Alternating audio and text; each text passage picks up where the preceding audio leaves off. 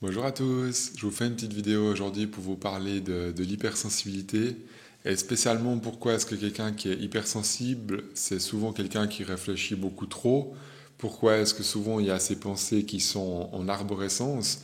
Quand je pense à demain, je vais penser à ce que je vais faire, je vais penser aux personnes que je vais voir, je vais penser encore ce que je vais faire à la fin de ma journée, etc., etc. En fait, une question vous amène toujours à une autre question. Et pourquoi est-ce que quelqu'un de sensible, quelqu'un d'hypersensible, est toujours dans ce fonctionnement cérébral où il y a juste beaucoup trop d'énergie dans la tête?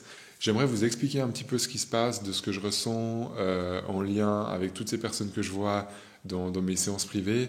Je vois des gens sensibles, voire hypersensibles à longueur de journée. Et au fur et à mesure de voir des centaines et des milliers de personnes, ben, il y a des mécanismes que je commence à comprendre, que je commence à intégrer. C'est pas que j'ai tout compris, c'est juste qu'il y a des choses qui deviennent logiques avec le temps qui passe. Et j'aimerais vous parler un petit peu de tout ça. Pourquoi est-ce que quelqu'un de très sensible a tendance à trop réfléchir?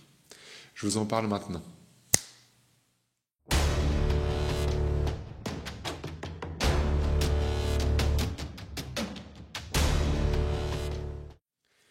Alors, ce qu'il faut comprendre, c'est que pour moi, quelqu'un qui est très sensible, c'est quelqu'un qui a un grand cœur, à quelque part. C'est quelqu'un qui a un cœur, on peut dire, un petit peu plus développé que la moyenne.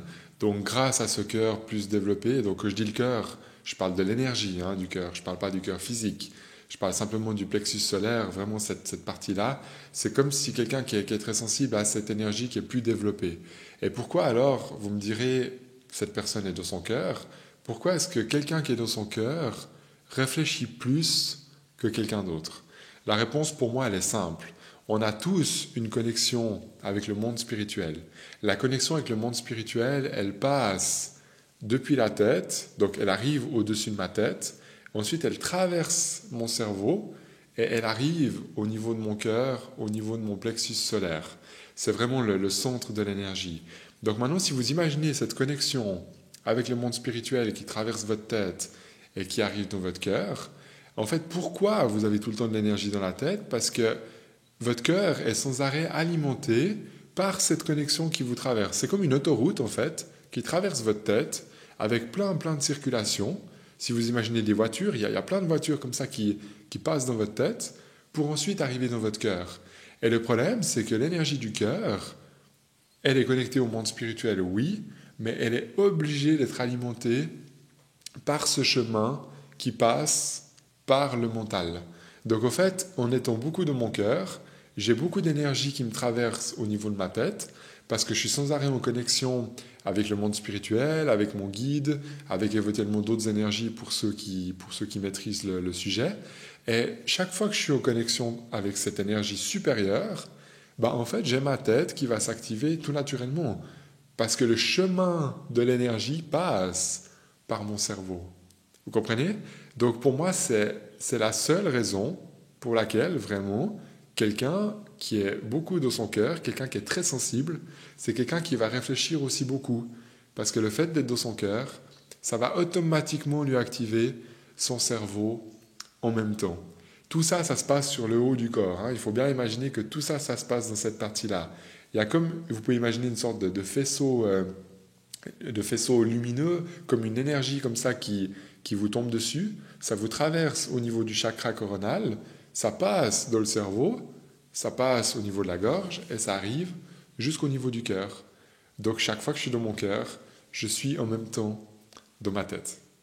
D'accord? Ça, pour moi, c'est vraiment la raison principale. Et, en fait, c'est une raison complètement logique et très mathématique. Pourquoi quelqu'un de sensible, d'hypersensible, est tout le temps dans sa tête? Pourquoi pourquoi on est des personnes en fait qui réfléchissent plus que la moyenne, simplement parce que l'énergie me traverse et elle commence à me traverser au niveau de ma tête.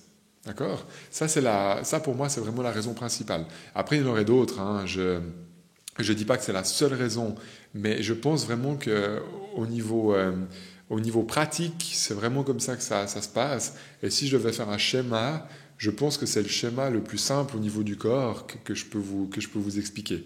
Maintenant, vous allez me dire, mais alors comment je fais? Si plus mon cœur est en train de s'ouvrir, plus ma sensibilité s'ouvre au niveau émotionnel, Donc ça veut dire que plus je m'ouvre au niveau émotionnel, plus je vais réfléchir dans ma tête. Alors oui et non. Je vous explique. Si vous faites que des méditations ou que vous faites que des techniques ou des choses dans la vie de tous les jours qui vont vous connecter avec le haut, avec le monde spirituel, avec votre guide par exemple, que j'appelle le moi supérieur, si vous êtes tout le temps dans cette connexion-là, oui, vous aurez beaucoup d'énergie dans votre tête en même temps que ça va vous remplir le cœur. Ça, c'est sûr. La clé pour moi, c'est pour balancer un petit peu ça, pour que mon cœur il puisse continuer à se développer, mais que ça passe pas toujours par ma tête. La clé pour moi, c'est de faire ce que j'appelle des enracinements, de faire de l'ancrage. Ancrage, enracinement, c'est la même chose. C'est vraiment une technique de méditation. Vous pouvez la retrouver sur ma chaîne YouTube si ça vous intéresse. Ça dure 5 minutes. Et si vous faites 5 minutes d'enracinement chaque jour, au lieu que cette énergie elle passe par le haut pour remplir votre cœur, elle va passer par le bas. Donc elle va passer par vos jambes. Elle va revenir dans votre cœur. Donc quelqu'un qui fait des enracinements, c'est quelqu'un qui va développer son cœur sans passer par son mental, sans passer par la tête. Et du coup, ça va beaucoup moins lui remplir la tête que quelqu'un qui est sans arrêt dans des connexions spirituelles beaucoup plus hautes. Alors, j'ai rien contre, hein. Moi, mon travail, c'est aussi de me connecter en haut. Mais si je me connecte que en haut, je ne peux pas me plaindre que je suis un hypersensible qui réfléchit tout le temps. Donc si je suis hypersensible et si vous l'êtes, moi ce que je vous recommande vraiment, c'est de faire moitié-moitié. À certains moments, connectez-vous avec le monde spirituel, faites des méditations, connectez-vous avec le moi supérieur, avec votre guide, avec votre âme, faites des choses comme ça, parce que je pense que vraiment c'est excellent, ça nourrit beaucoup, mais comprenez bien que cette énergie passe par la tête. Donc si vous êtes dans une période où votre tête, elle déborde complètement, moi ce que je vous propose de faire, c'est une fois sur deux, par exemple, une fois sur deux, vous vous connectez en haut, et une fois sur deux, vous vous connectez en bas. Donc vous faites un enracinement. Et ça, sur le long terme, à force de vous connecter en haut et en bas, vous aurez un équilibre entre le haut et le bas qui sera juste. Vous n'aurez pas juste un débordement de votre cerveau qui fait que vous réfléchissez à tout et n'importe quoi. Peut-être des fois, vous n'arrivez pas à dormir, votre sommeil n'est pas réparateur, etc., etc. Faites des enracinements. Vous pouvez éventuellement aussi faire du sport au niveau des jambes. Tout ce qui est marche, vélo, course à pied, tout ça c'est excellent. Ça c'est vraiment des choses qui peuvent vous enraciner.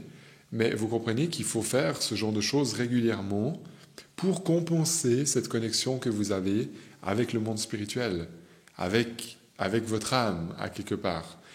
Imaginez le corps physique qui est là. Vous avez cette lumière que je vous explique, c'est comme un faisceau lumineux qui remonte dans le monde spirituel. Et si vous voulez, ce faisceau, il est tout le temps là. Vous pouvez pas le couper. Parce que si vous coupez ça, vous êtes plus vivant, vous êtes plus dans cette vie terrestre. Vous êtes incarné par cette lumière. Et qu'est-ce qui se passe au niveau de cette lumière? Il y a une partie de votre âme, que j'appelle le moi supérieur, qui est au-dessus de vous. Et le moi supérieur, qui est vraiment une partie de votre âme, a besoin, en fait, de descendre à l'intérieur. Et cherche en permanence à se connecter avec vous. Donc ça, automatiquement, ça va activer un petit peu votre tête. Ça, vous pouvez pas échapper à ça. Par contre, si vous faites des enracinements, si vous faites de l'ancrage, et que vous en faites tous les jours, ça va vraiment compenser. Et moi, je pense qu'il n'y a rien de plus sain que de se connecter en haut et de se connecter en bas, en même temps, l'un après l'autre. Moi, ce que je fais, c'est que je me connecte toujours en haut. Quand je médite environ une demi-heure, ça c'est moi, personnel. Si vous faites 15 minutes, c'est déjà super. 15 minutes de méditation, un petit peu chaque jour, c'est déjà vraiment excellent. Vous pouvez faire 10 minutes de connexion avec votre guide, avec le moi supérieur, ou avec d'autres énergies pour ceux qui aiment faire autre chose. Et ensuite, vous vous enracinez au moins 5 minutes. Comme ça, quand vous terminez votre méditation, vous avez de l'énergie qui vient depuis le bas, ça remplit votre cœur, sans passer par votre mental.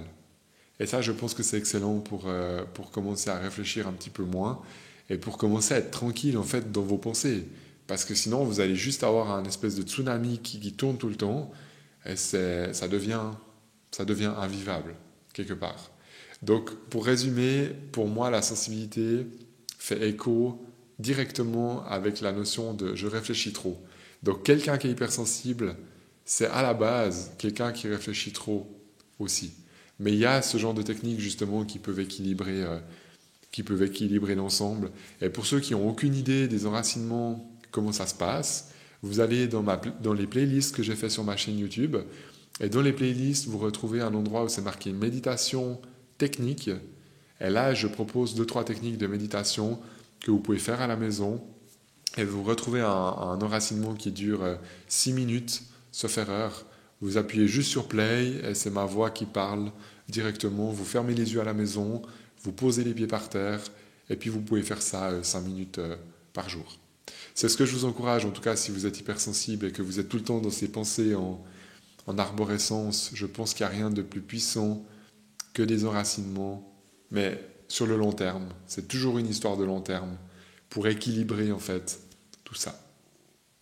J'espère en tout cas que cette vidéo ça vous parle. Ça m'intéresse de savoir si vous aussi vous vous sentez hypersensible ou en tout cas si vous avez une sensibilité plus grande que la moyenne. Et dites-moi si par la même occasion vous êtes aussi comme moi dans mon passé à trop réfléchir, à me poser 50 000 questions sur tout et rien. Et finalement, moi, il y a vraiment des périodes, il y a quelques années en arrière, où j'arrêtais pas de me fatiguer tout seul en fait, dans mes propres questionnements. Et je me suis rendu compte que plus je m'enracinais avec la terre, plus j'avais cette énergie qui venait depuis le bas, et moins j'étais dans ma tête à me poser des questions qui servent à rien. Ça m'intéresse aussi d'avoir votre avis si vous fonctionnez aussi comme ça, si vous avez envie de me faire un petit retour. Mettez-moi un petit pouce si vous aimez cette vidéo. Et moi, je vous dis à tout bientôt pour un prochain sujet.